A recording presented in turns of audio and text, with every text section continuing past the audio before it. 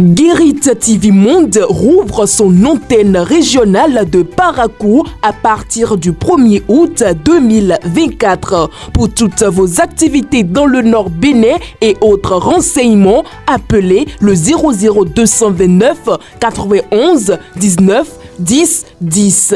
Guérit TV Monde, le leader des web TV.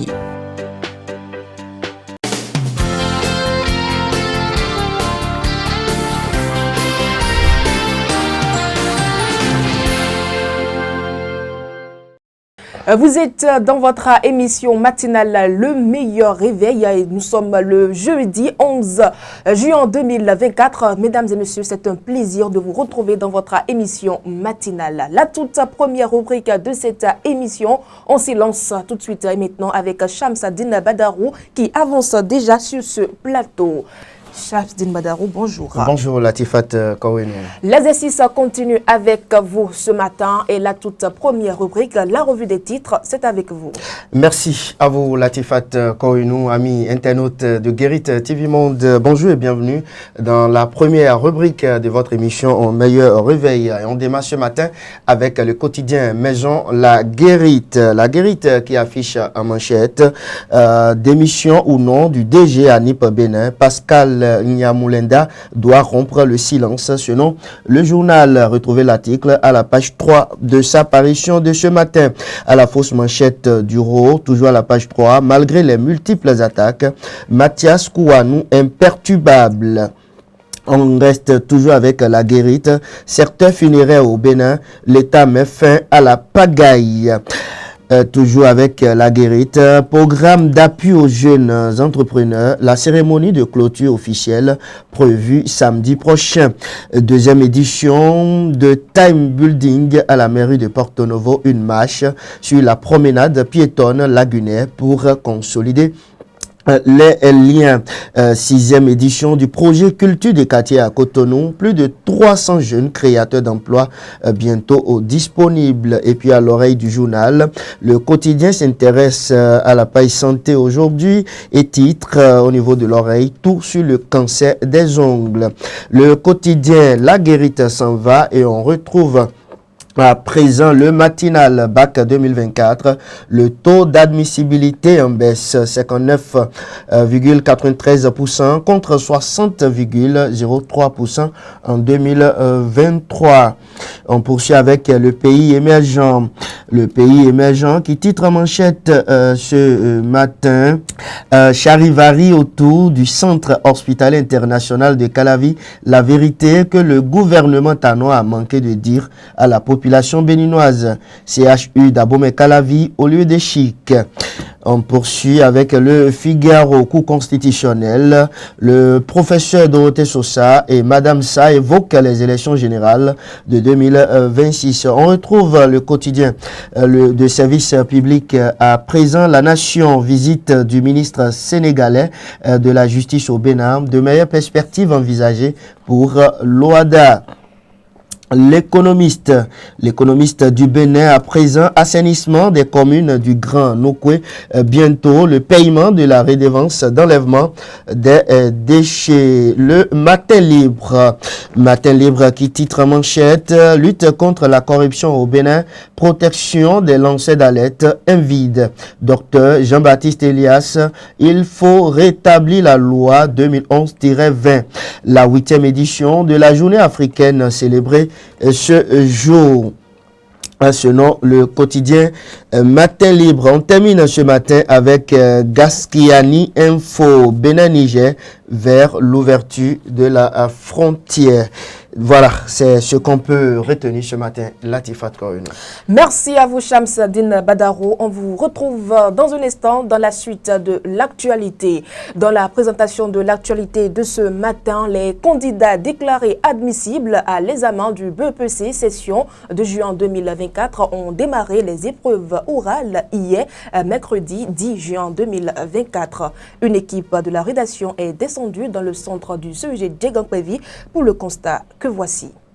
Les candidats admissibles à l'examen du brevet d'études du premier cycle BEPC session de juin 2024 ont débuté les épreuves orales et sportives ce mercredi 10 juin 2024 au CG Diagnankpevi, situé dans le 4e arrondissement de Porto-Nouveau. Tout se déroule sans anicroche selon le constat sur le terrain. Le gouvernement nous a donné 2 jours pour finir les épreuves sportives du BEPC. Et par rapport à cela, une programmation a été faite depuis le haut et c'est ça que nous respectons. Donc tout se passe bien. Aujourd'hui, par exemple, il y a 2 centres sur les 3 qui sont passés, à part quelques éléments qui vont revenir demain parce que eux ils sont programmés pour demain. Tout se passe, vous avez vu, les enfants passent parce qu'ils viennent de finir. Tous ceux qui sont arrivés comme des candidats qui ont été admissibles font à la fois l'oral de l'espagnol ou d'allemand, plus le PS. Donc on s'est entendu les 2 côtés, les 2 parties, pour s'échanger les élèves. Donc le matin par exemple, les premiers groupes que nous avions pris, c'est le groupe de Diagnankpevi et les autres ont pris le groupe de Doha.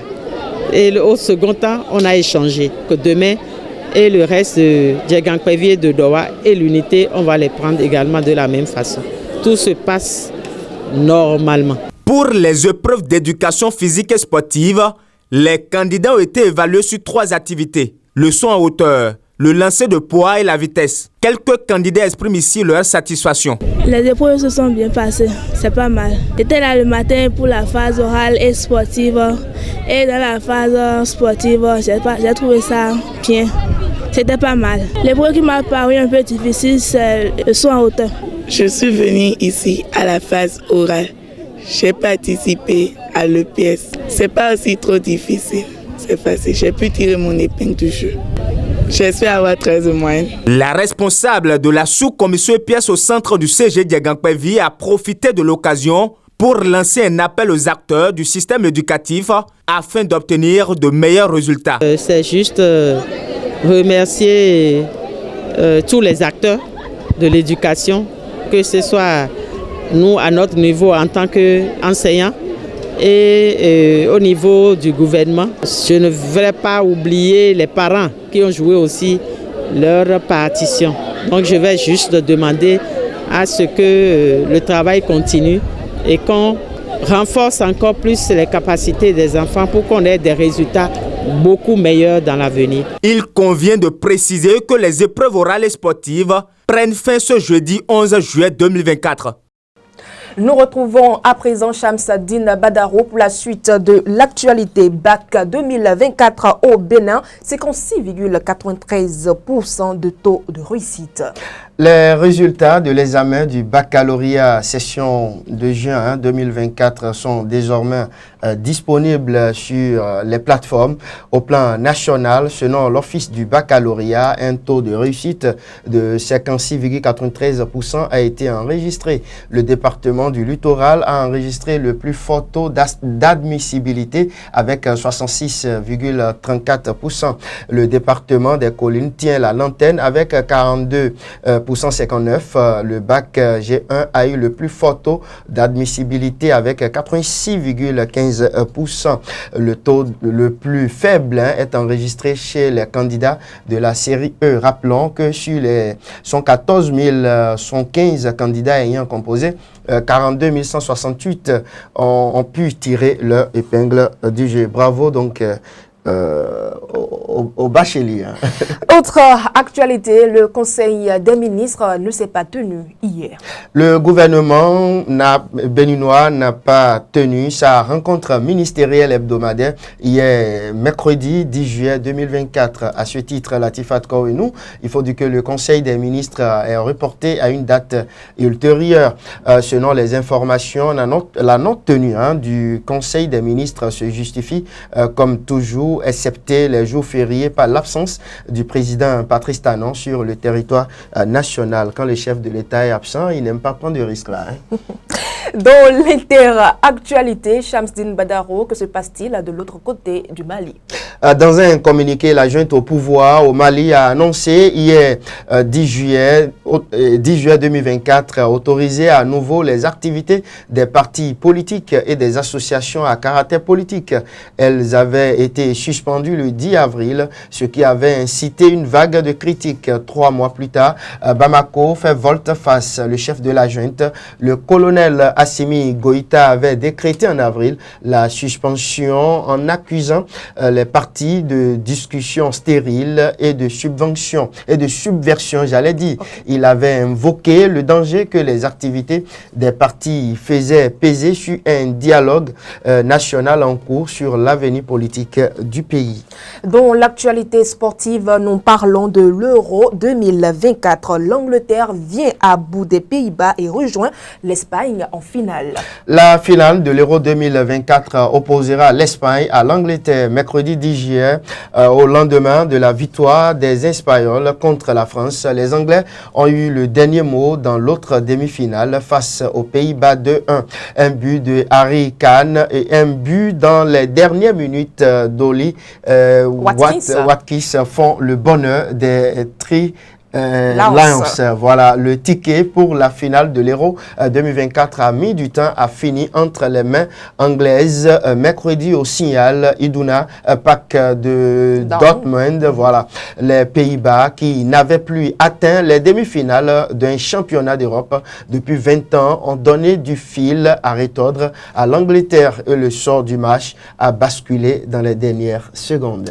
Une rencontre palpitante dans les prochains jours. Merci à vous, Shamsdine Badaro, pour la livraison de toutes ces actualités. Rendez-vous demain dans la même rubrique. Si Dieu le veut. Chers amis internautes, quant à nous, nous marquons une courte pause publicitaire. Guérit TV Monde rouvre son antenne régionale de Parakou à partir du 1er août 2024. Pour toutes vos activités dans le Nord Bénin et autres renseignements, appelez le 00229 91 19 10 10.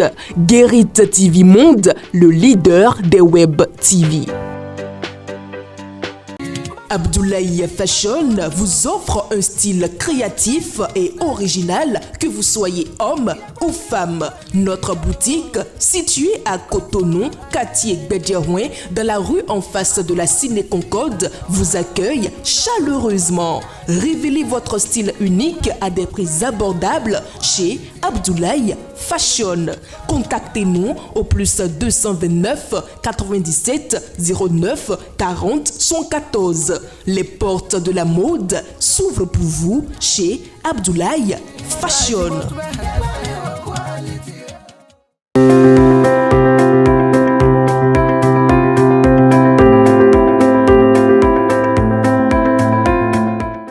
La météo de ce jour, chers amis internautes, c'est tout de suite avec notre météorologue maison, Patrice Ayonto.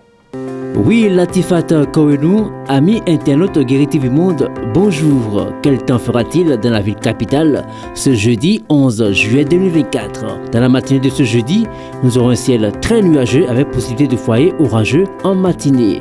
Brune suivie d'averses en cette matinée à Porte-Novo. Dans l'après-midi, nous aurons un développement d'orage. Et bien sûr, dans la soirée, nous allons assister aussi à un développement d'orage et quelques averses par endroit. La température dans la soirée, bien sûr, à Porte-Novo, sera de 25 degrés Celsius et un vent qui va aussi aux alentours de 35 km par heure. Dans la nuit, nous aurons un développement d'orage et quelques averses par endroit. Vent modéré.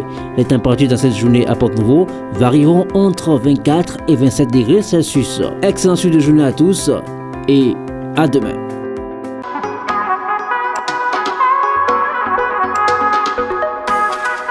Dans la note culturelle de ce jour, chers amis internautes, Bal du 14 juillet, c'est un programme concert spectacle vivant qui aura lieu le samedi 13 juillet 2024 sous la paillote de l'Institut français du Bénin. 21h00 et l'entrée elle est gratuite. Fondée en 2015 sous l'impulsion de l'auteur, compositeur et arrangeur Dali Nlandou, ce groupe s'est spécialisé dans l'accompagnement sur scène des artistes locaux et internationaux. Son répertoire diversifié couvre une large gamme d'ambiances de la tradition béninoise aux musiques modernes des différents continents. Bal du 14 juillet, c'est pour le samedi prochain à 21h00. L'entrée est gratuite. Chers amis internautes, voilà tout pour aujourd'hui.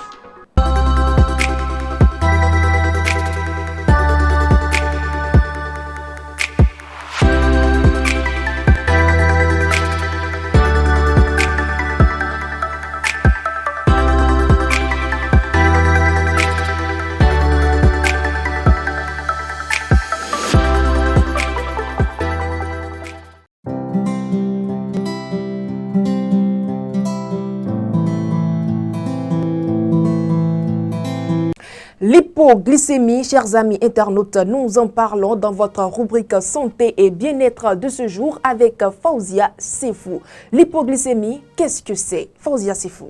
L'hypoglycémie est une condition médicale caractérisée par un niveau anormal bas de sucre dans le sang. Le glucose est la principale source d'énergie du corps et son insuffisance peut provoquer divers symptômes et complications. L'hypoglycémie survient principalement chez les personnes atteintes de diabète, mais elle peut aussi toucher d'autres individus pour diverses raisons.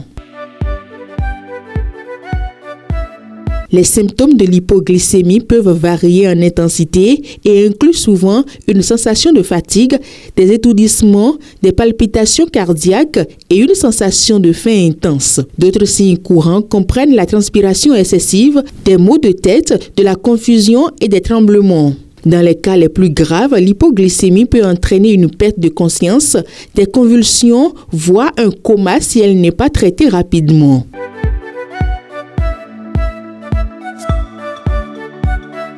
Plusieurs facteurs peuvent causer l'hypoglycémie. Chez les diabétiques, elle survient souvent à cause d'une dose excessive d'insuline ou de médicaments antidiabétiques, un repas manqué, une activité physique intense sans ajustement adéquat des médicaments. Pour les non-diabétiques, des causes possibles incluent certains troubles hormonaux, des troubles rénaux ou hépatiques, une consommation excessive d'alcool ou des tumeurs pancréatiques qui produisent trop d'insuline.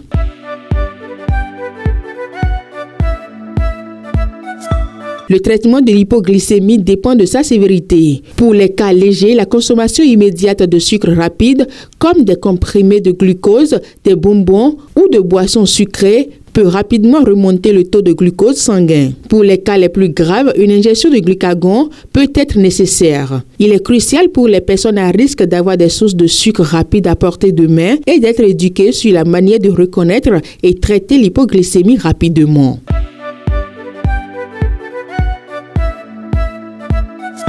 Pour prévenir les épisodes d'hypoglycémie, certains aliments doivent être évités, surtout pour les personnes diabétiques. Il est conseillé d'éviter les aliments à index glycémique élevé qui provoquent des pics rapides de sucre suivis de chutes brusques comme les sucreries, les sodas et les produits de boulangerie à base de farine blanche. Il est également recommandé de limiter la consommation d'alcool qui peut perturber la régulation de glucose sanguin. Une alimentation équilibrée riche en fibres et en protéines aide à maintenir un niveau de sucre sanguin stable. Et voilà tout pour aujourd'hui. Merci de nous avoir suivis. À demain. La vie est parfois couronnée d'échecs et de succès. Comment gérer l'échec dans sa vie? Chers amis internautes, nous en parlons dans l'interview matinale de ce matin. Mais avant, nous allons marquer une courte pause publicitaire. Toutes les activités payées au service commercial de Guérit TV Monde seront désormais publiées gratuitement dans les colonnes du quotidien La Guérite.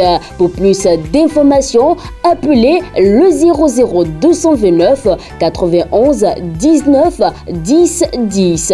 Guérit TV Monde, le leader des Web TV.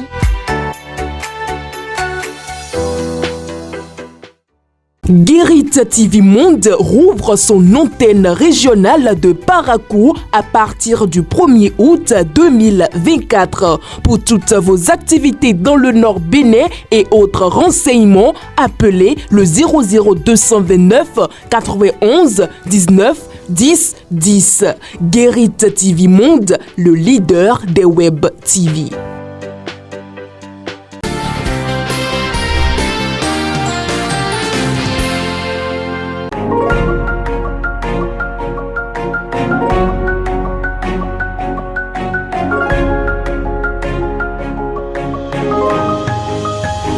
L'échec, c'est une situation de non-réussite par rapport à un événement, par rapport à une situation, par rapport à un projet.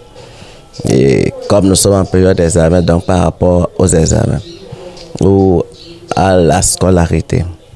Donc, suite à un examen, suite à une évaluation scolaire, un enfant peut arriver à une situation d'échec lorsqu'il n'a pas la moyenne requise pour passer en classe supérieure. L'échec peut représenter la fatalité dans la vie d'un individu, surtout quand la personne n'a jamais échoué, quand il n'est pas préparé pour l'échec, surtout quand il n'avait jamais imaginé qu'il allait échouer. L'échec peut représenter aussi une période de prise de conscience, une période de maturité, donc d'élévation spirituelle, d'élévation physique, d'élévation morale, d'élévation intellectuelle pour mieux réussir plus tard. Tout dépendra de qui échoue, de comment il est encadré, de comment l'échec est perçu.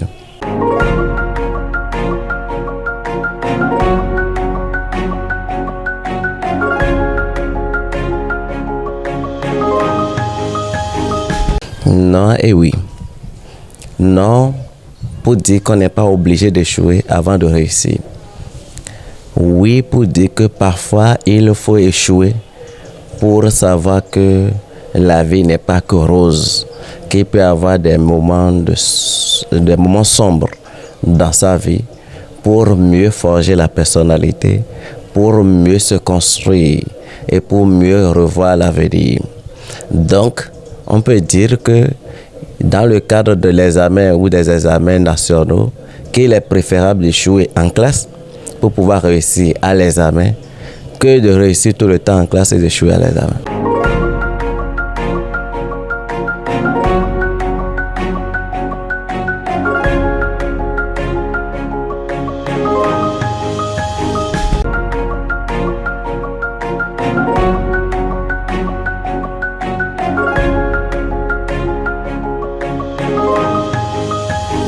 Les deux types de morts ne sont pas les mêmes. La mort suite à l'échec peut être considérée comme suicide. La mort suite à la réussite peut être considérée comme la manifestation de la joie à outrance ou bien une provocation diabolique puisque nous sommes au Bénin. Et donc nos réalités culturelles sont derrière nous, sont avec nous et on ne peut pas les occulter dans les analyses. Donc, celui qui échoue à un examen, je parlais tout à l'heure de la personnalité. Si sa personnalité ne lui permet pas de comprendre que l'échec d'aujourd'hui prépare la réussite de demain, si son échec ne lui permet pas de comprendre qu'il faut parfois échouer pour réussir, si son environnement social n'accepte pas son échec, ne le récupère pas, ne l'assiste pas, il peut être abandonné, il peut penser que c'est la fin de la vie, il peut être déçu et cette déception peut conduire à la mort, donc au suicide. Donc, il se donne la mort parce qu'il n'accepte pas l'échec. Surtout lorsque vous êtes peut-être tout le temps le premier de la classe et que vous échouez à l'examen et le dernier de la classe réussisse. Donc, on peut se donner la mort,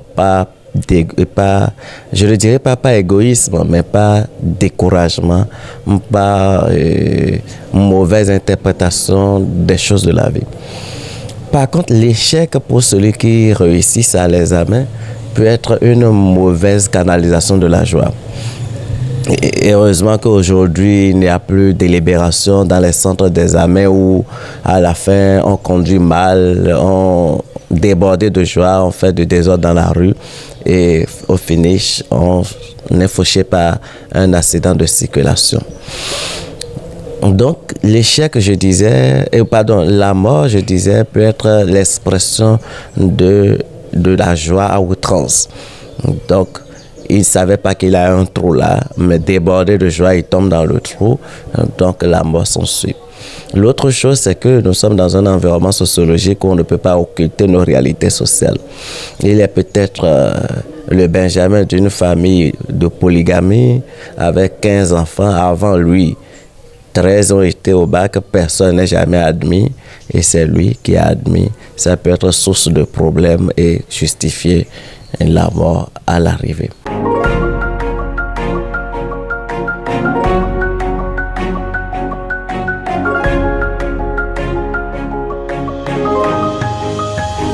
Ils sont encore des enfants. Aujourd'hui, l'âge moyen pour avoir le bac, c'est 16 ans, 17 ans. Donc, ils n'ont aucune responsabilité outre mesure dans cette histoire. C'est beaucoup plus le rôle des parents dans ce processus.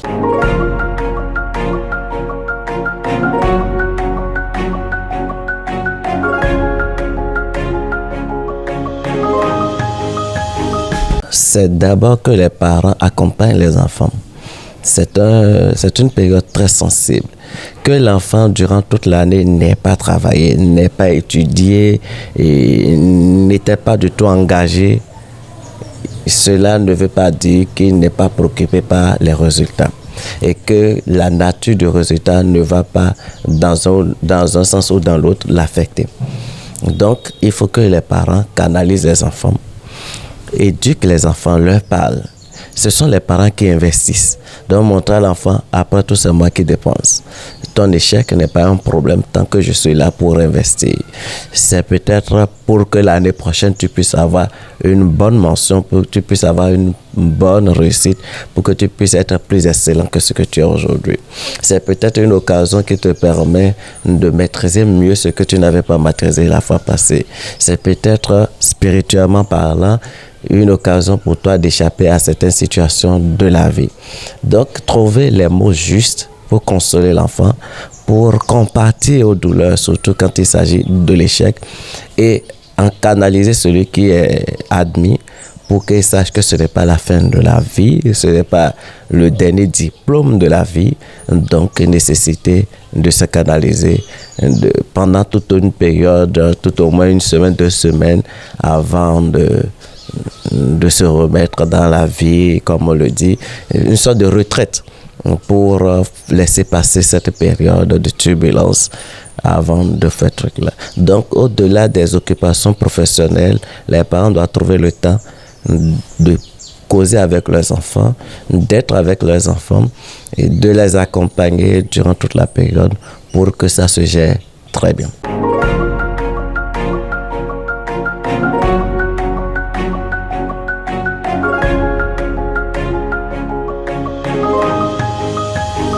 Le message, c'est juste dire qu'on échoue un jour, on réussit le lendemain. La vie n'est pas linéaire, il y a des hauts et des bas, donc demain sera meilleur.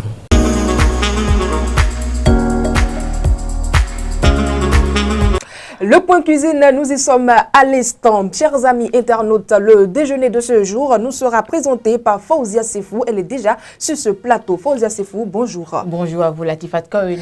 J'espère que vous êtes venus aujourd'hui avec de bonnes choses pour nous. Bien sûr, Latifat Kowenou. Alors, je suis venue faire simple. Oui. Je suis venue donner un déjeuner, comme vous l'avez dit.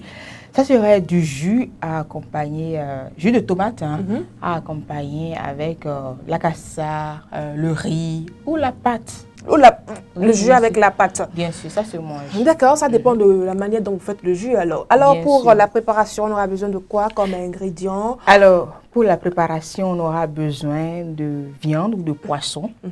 Et puis, L'un ou l'autre? L'un ou l'autre. Après, on aura besoin de piment, oignons, les épices, la tomate aussi. Surtout que la tomate coûte cher actuellement. Oui. Voilà une recette facile à réaliser pour manger chez soi. Bien sûr. Bien Alors, sûr. pour la préparation, on n'a pas fini avec les ingrédients. On C'est n'a bon? pas fini avec les ingrédients. Ah, je suis pressée. Voilà, vous êtes effectivement, je l'ai constaté.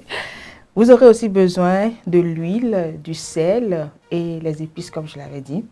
Et le mode préparatoire, c'est simple. Il faut découper les condiments, c'est-à-dire la tomate, l'oignon et le piment, frais surtout.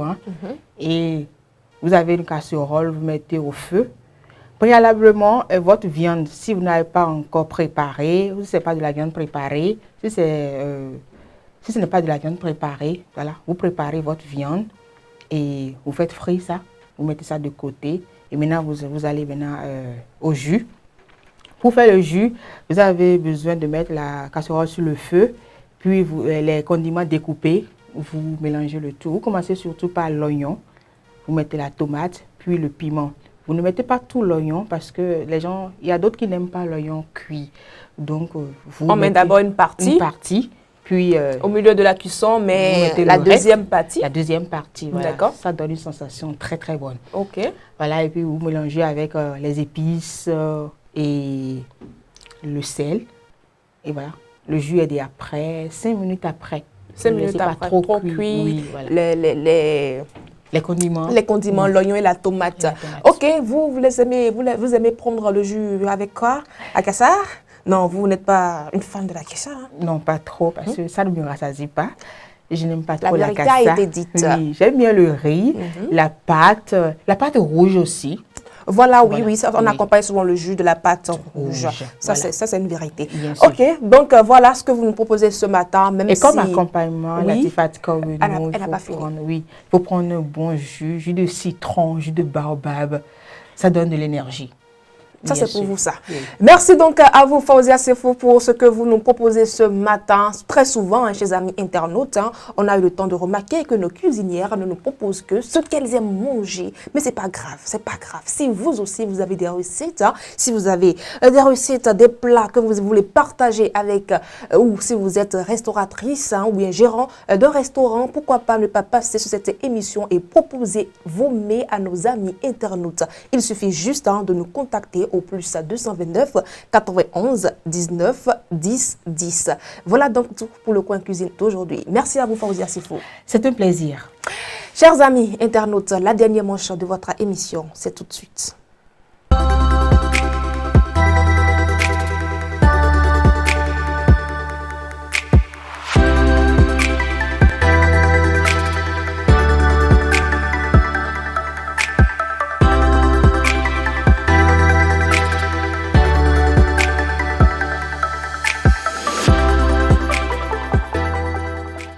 Comme vous le savez très bien, nous sommes dans la dernière manche de votre émission matinale. Chers amis internautes, ne jugez pas la journée en fonction de la récolte du soir, mais d'après les graines que vous avez semées. Sur ce, je vous remercie d'avoir été des nôtres et de l'autre côté de la partie technique, Patricia Ayoton, juste derrière les caméras, Crépin Godono. Merci de votre aimable fidélité.